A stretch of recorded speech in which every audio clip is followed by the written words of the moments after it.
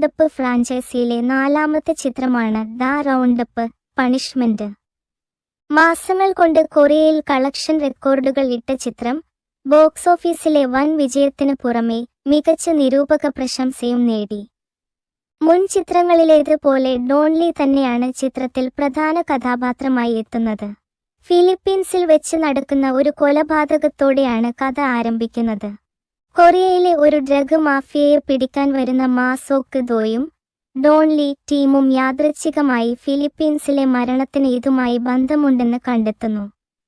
മയക്കുമരുന്ന് കച്ചവടങ്ങളുടെയും മറ്റും കാലം കഴിഞ്ഞിരിക്കുന്നു.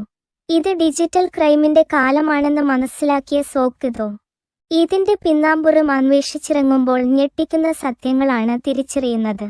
മുൻചിത്രങ്ങളിലേതുപോലെ ആക്ഷനും കോമഡിക്കും തുല്യപ്രാധാന്യം നൽകിയാണ് കഥ വികസിക്കുന്നത്.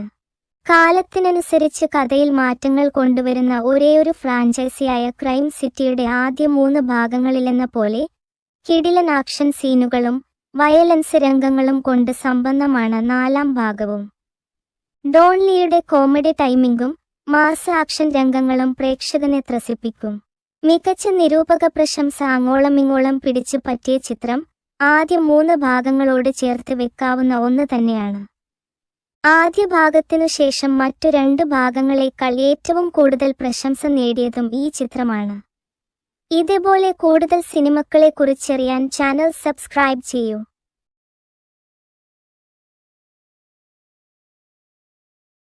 The Roundup